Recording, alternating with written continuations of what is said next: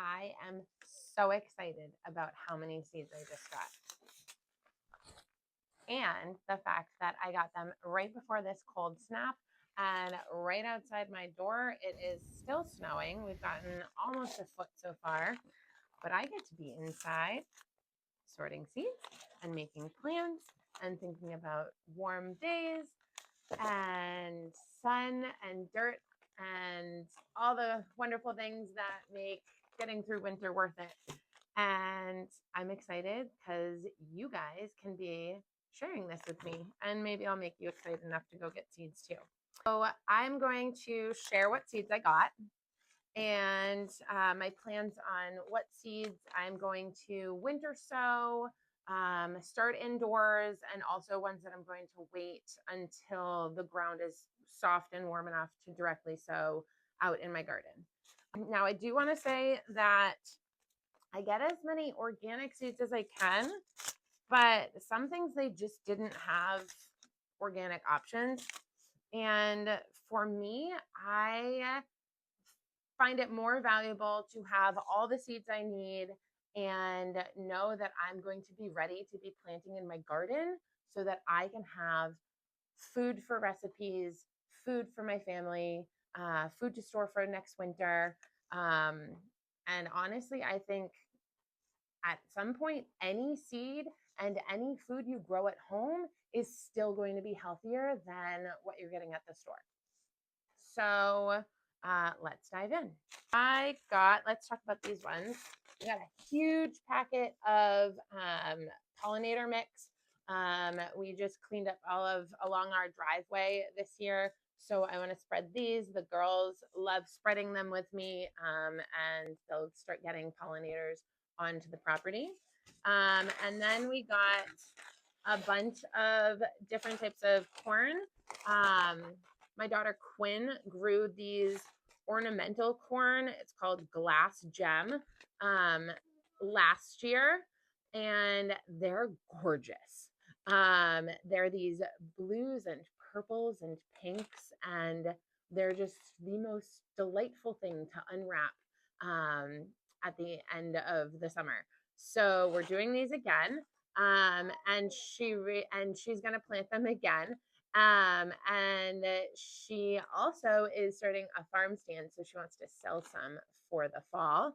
And then I got some sweet corn. I want to try this hybrid because it's a little bit quicker to grow and disease resistant. And then I got a big package of this sweet corn. It's early sun glow hybrid. I honestly can never remember what corn I get, so I am going to write it in my notebook this year.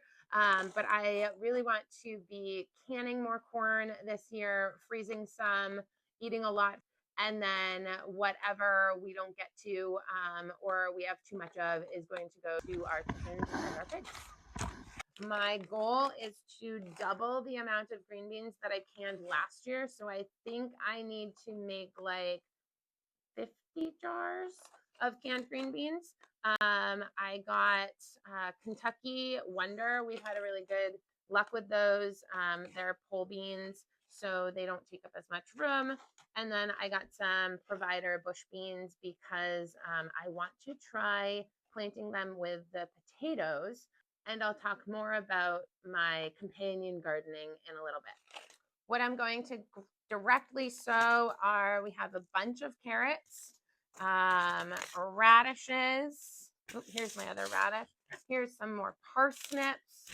So those are all really nice, quick growing root vegetables that I can just plant right in the ground. I can plant them places where the longer growing things are also, because they'll be in and out of there before things like tomatoes and peppers really take off or need the room. We have Brian, my husband, requested pickled beets this year, which I've never done, but I'm good at pickles and I like canning, so why not? I have two types of cucumbers. We do cucumbers every year. I'm going to try a couple different pickling recipes. I make relish with them, and we eat a ton of them fresh. Half the time I go out to pick some, and a lot of the low down ones have already been picked because some shorter humans that can only reach those ones have grabbed them and snacked on them. So we have cucumbers. I might grab more. I haven't decided. I'm doing kohlrabi for the first time. I love the taste of kohlrabi, but I've never tried to grow it. And it's ready in 55 days for harvest. So I don't know why I haven't tried it because it's a pretty quick one. I got some crookneck squash and zucchini. Last year we got maybe a handful of these before the squash bugs got to them. I was a little distracted last year with 1-year-old and trying to get my farm and forest school going and stuff like that. So I missed it by like a day or two, nabbing all of them. So I have a couple of plans on these. I'm gonna plant some onions with them, and I'm also going to try and trellis them, or at least tie them up on T-posts to keep them away from the ground. And I'm gonna put them in a different place in my garden and plant things that squash bugs don't like all around them. So hopefully we have more of these. My butternut squash did okay last year, but they were too close to my zucchini and my summer squash. So they got a little bit too much pest pressure. But I grow these on one side of my trellis, and I grow my my cucumbers on the other side of my trellis. And I have just a big hoop trellis, and those are fun. I've never done cabbage before, but we love cabbage. I'm going to do broccoli. I have hit or miss success with broccoli. I have a couple things in mind to help it. I'm going to shade it a little bit better this year, and plant some better companion flowers with it. We're going to do some spinach. I'm going to try and plant my spinach under the trellis so that it's better shaded. Last year, I just fried it. These are the things that I'm going to start indoors because they really like it to be warm. I got some hot peppers for Brian. I do not like anything spicy, but he does, and I love him. So I will just wear gloves and grow this for him. I got 2 different types of tomatoes, and we have a bunch of tomato seeds that we saved from last year. And then eggplant. I like using my eggplant in my moussaka. It freezes okay as long as you're planning to use it in like a casserole or something like that. And we like to fry up a lot of it during the summer. And then Quinn put in all of our sunflowers. I love sunflowers. I put them everywhere. They just make me happy. And then I got 1, 2, 3, 4, 5, 6 different kinds of pumpkins. I don't have that big of a garden, but I have been promised a pumpkin patch area next to the pig pen. And I may have gone a little overboard, but you can never have too many pumpkin seeds. So the plan for these is to sell some of them in the fall for decor. The sugar pumpkins I'd like to can. I've never done that. I'm excited to try. The little tiny Jack B. Little pumpkins are super cute. These big Max pumpkins are the ones that get to be like massive. So I want to try those. I think the kids will think it's really fun. And then I got some bush pumpkins because I'm thinking I might be able to plant those in my garden and not have them take up so much room.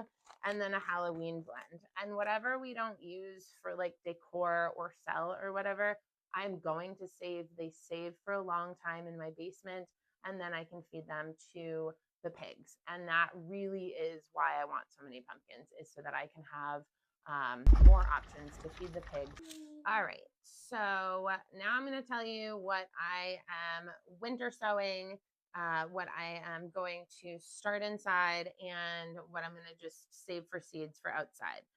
The beans I direct sow. The kohlrabi, I think I am going to save some to direct sow, but I'm also going to winter sow some.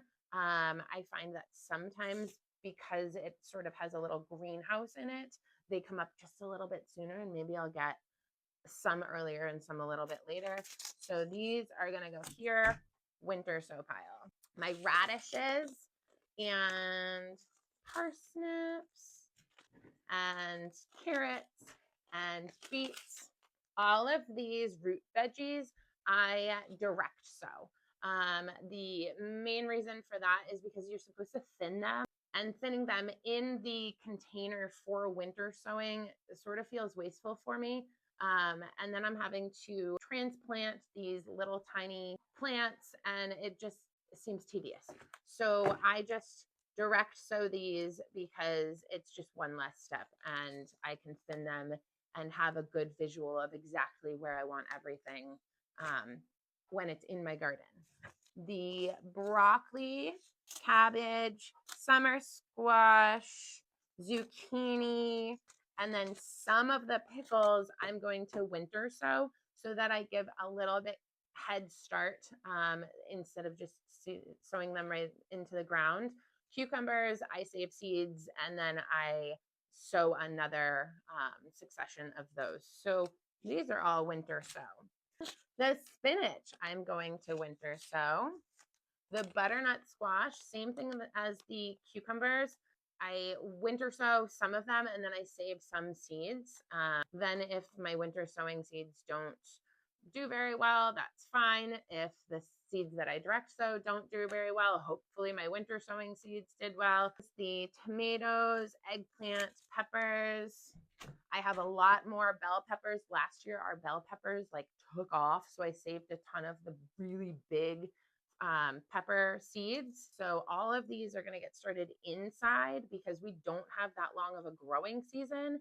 So I want to make sure that I can get them big enough and fruiting enough and all of that before it gets too cold again. Then I can just have like a little bit of a jump start on that. So my tomatoes, let's see, I need to remember to wait until the soil is warm enough. Sometimes I want to push it and then I start panicking and I run out with containers and buckets and I kind of panic, and I need to not do that. This is all about not being overwhelmed. So wait for the ground to be warm enough. I like to pick off the low leaves as my plants grow so that then I have a really leggy tomato and I can put more of that into the ground and have bigger root system. This year I'm planning a new trellis system. I'm going to plant them so that they grow in between two cattle panels so that I don't have the falling over tomato cages and all of that chaos going on. But I'm going to plant carrots, quick growing carrots, in where my tomatoes are supposed to be coming up because they are supposed to have been all done by the time my tomatoes really need the room. And my garden isn't that big and I want to grow as much as possible. So I need to get my onion seeds. I want to try starting onions from start and seeds this year. I'm going to put my broccoli in kind of where my peppers are going, sort of for the same reason that the carrots are going to go where the tomatoes go, so that I can share the space, and broccoli should come up and be ready and out of there before the peppers really take off and take over. I am going to plant my spinach in a few places. I mentioned that I'm going to put some under the trellis so it gets shaded. Some other places that I'm going to do it, I might plant some where my tomatoes go so that the shade from the tomatoes actually shades the spinach, because the spinach is not going to be competing with the tomatoes. And then I'm going to plant my eggplants so that they shade my peppers a little bit better, because eggplants actually like to be hotter than peppers. They both love to be hot, but the peppers need a little bit of help. And then I'm going to plant my nasturtium and marigolds with my squash and my cucumbers to try and keep those pests away. And I just learned this. I need to get the seeds, but if you plant cosmos with cucumbers and beans, they attract more ladybugs, and ladybugs love those bugs. And so if I can just get as many ladybugs in my garden to just be mowing down on all the other squash bugs and aphids and everything, that would be fantastic. And cosmos are beautiful. So it's a win-win. Feeling a little bit more organized and ready for this season. And I hope that you watch my video on what I'm doing now to prepare my garden and prepare my mindset for a wonderful garden, so that I'm not overwhelmed when May hits and when planting season comes. So check it out.